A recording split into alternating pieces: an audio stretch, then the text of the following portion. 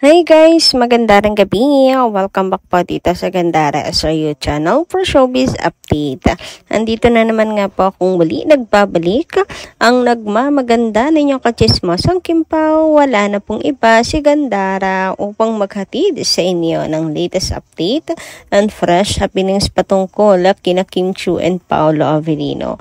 And para nga sa gabing ito, ang tatalakayin natin pag-uusapan ay may kinalaman nga po dito sa hayagan na ng Kim Pao. Hayagan na po silang dalawa sa publiko. So napansin ng mga netizens ang couple sando nila Kim and Paolo. Pero bago po tayo magpatuloy, sa mga di pa po nakaka-subscribe dito sa ating channel, pakiclick lang po tayo na subscribe button at notification bell na nandyan sa baba para mag-i-updated po kayo at ma-notify tuwing may bago tayong chika at balita hinggil po sa Kim Pao. Basta po mga balita na may kinalaman kina Kim Chiu and Paolo Avellino, sagot na natin yan.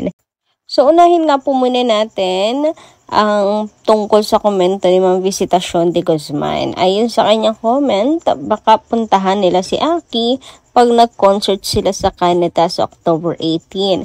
Malapit ang US sa Canada.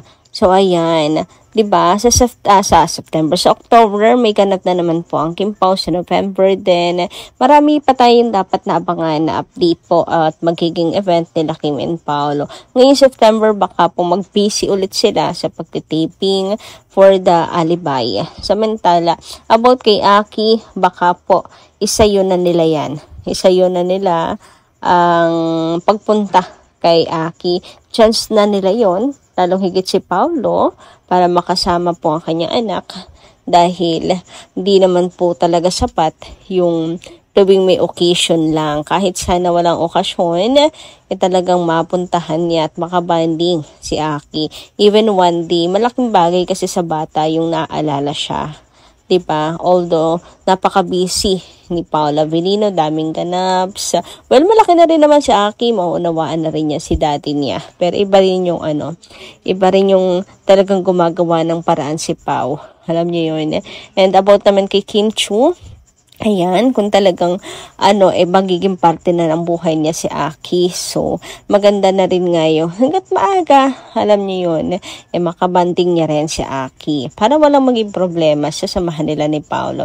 Anyway, dumako naman tayo dito sa picture nito ng Kim Pao. Uy, jogging ulit sila. Balik na naman tayo sa hobbies ng Kim Pao every Sunday, every morning ng Sunday. So dito muna tayo sa paglingon ni Pao kay Kim. Kahit nauuna-una siya ng konti, abay, hindi po mapakali ata si Paolo Avellino at nililingon talaga niya. Kakandabali yung leeg, kaka-check kay Kimi. So, ang cute lang, siguro anong tinitingin niya? Sa baba siya nakatingin Baka may tinitingnan siya sa shoes ni Kim Chiu. Okay ba yung shoes?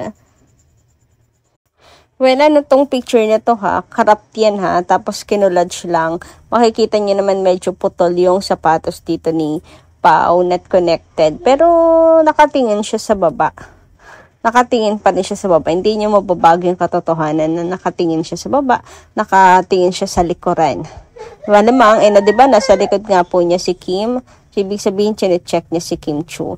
And ayun nga, dahil siguro di rin nga mapakali si Pao. Kita niyo naman dito sa picture na to, second picture na to, medyo nahuhuli-huli na si Pao. Diba? Ayan, talagang bantay sarado niya ngayon si Kimi. Siguro may kinalaman na rin sa naging insidente before. Anyway, dumako naman tayo sa pasando ng Kim Pao. Uy, couple ang sando. Napansin rin po yan ng mga netizens ng Kim Pao. Hindi po, hindi po makawala, hindi nakaligtas ang Kim Pao sa mata ng mga netizens. Alam yung totoo ako kapag mga netizens nakakapansin. Ibig sabihin, hindi na lang yung mga fans yung nakakapansin, kundi pati na rin yung mga casual netizens. Iba pa rin yung napapansin ng casual netizens kasi say na rin yan na pag-uusapan yung relasyon nila, tapos malap din kapag, alam niyo naman kapag matunog, pinag-uusapan ng netizens, ayan, ay nalalapit ang pag-amin. Hoy, anyway, ayun na nga, couple sando ang Kim Pao, and I don't think naman na kahit mapansin yan ng mga netizens, netizens, mababash ang Kim Pao. Kasi wala naman po silang tinatapakan. Hiwalay naman po si Kim, hiwalay rin naman si Pao. I mean, single boat. So, wala silang tinatapakan. And, mga basher lang yung gagawa ng kwento siguro. At gagatong na ano man yung pwede na lang isalpak na pangbabatikos kay Kim Chiu. Sila lang yung magiging bitter once na ma-out yung relationship nila Kim and Paolo. Pero sa netizens, hindi ako matalino na rin ang mga tao ngayon yung mga bashers, hindi natin kinakailangan na isipin once na mag-out. Once na mag-out na ang Kim Pao. So, couple sando ang Kim Pao, nakakatawa at nakakakilig na, alam niyo yun, pati sila mismo, parang di na rin iisip na, sasabihin ng mga tao na baka mapansin. Kasi usually kapag nagtatago ng relasyon, iniisip yan, baka mahalata tayo, di ba? Pero sila hindi. Go with the flow, what you see is what you get. Period. So, dapat na ba nating isipin, mga ka-Kim Pao, na hayagan or hinahayag na talaga nila sa publiko yung relationship nila? What do you think, guys? Uy, sana nga, ito na yung mga senyales na malapit ng mag-out. Sila Kim and Paolo, wala naman silang dapat na ikatakot at the first place, di ba? Kontrata na lang siguro yung mga reasons kung bakit ayaw pa nila umamin or personal choice, lalo na si Kim Chiu na siguro natuto na rin na open book masyado yung relationship niya before. Pero may nagsabi na sa simula talaga si Kim hindi talaga umaamin agad. Later on, umaamin na rin. Anyway, sabi naman ni Ma'am Nenita dito sa kanyang comment, shoutout sa inyo Ma'am Gandara, ayon sa psychic, kapag madaming basher ang isang tao, hayaan nyo lang sila. Dahil sila ang kumukuha ng mga negative sa taong binabash nila. Ang taong sinisiraan ay madaming biyaya galing sa itaas. Parang totoo Ma'am Gandara, dahil lang ang Kim Pao ang palagi sinisiraan ng mga inggit kung anong panlalait at mga fake issues ang ginagawa nila para masira ang Kim Pao sa mga fans. Ito sila Ma'am Gandara, tinutuloy, papataas ang pinapataas sila lalo ni Lord. Hakot awards sila palagi. So, alam niyo na mga bashers, bash pa more. Para blessings pa more sa Kim Pao. Hahaha. Kahiya naman kayo. Uy, sana nga ganon. Kapag nambabash ka, ibig niyo sabihin, kapag binabash mo isang tao, lahat ng negative doon sa taong binabash mo, pumupunta sa'yo, na-attract mo. So, ang nyari, ikaw na basher, lulugbok ang buhay. May problema ka na nga, dinagdagan mo pa yung problema mo.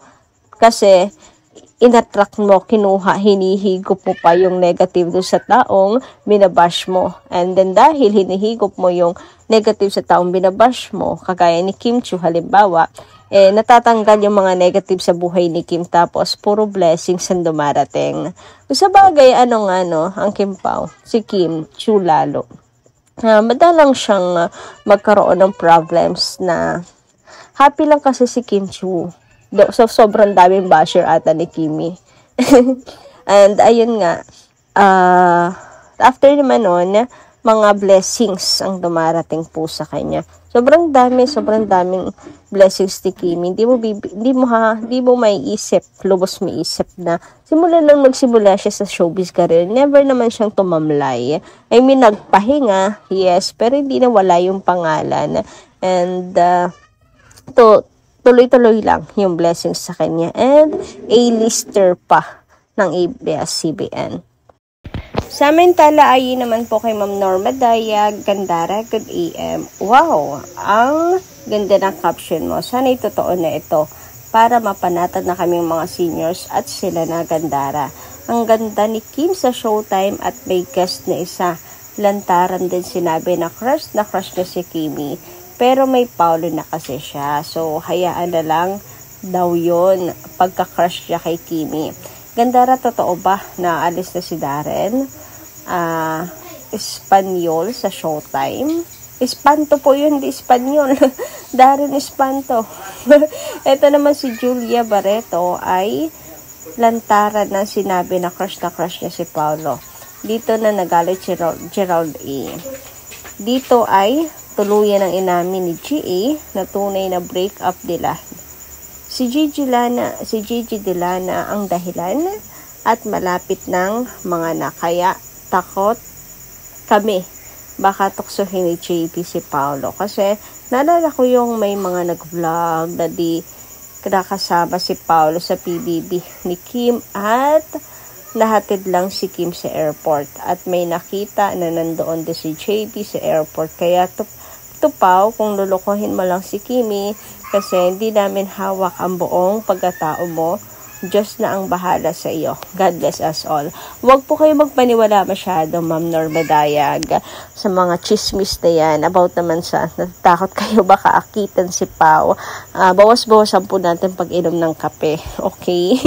Yun lang po. Hayaan natin. About naman kay Darren, imposible. Not true. Ano ba yan? Puro fake news po lahat ng yan. 3 yung inilapag nyo na balita. Pero it's all fake news. Anyway, hanggang dito lang muna ating update. Maraming salamat po sa inyong pakikinig, pakikisama sa akin. And kita-kisa lang po ulit sa susunod natin, chika. Maraming salamat.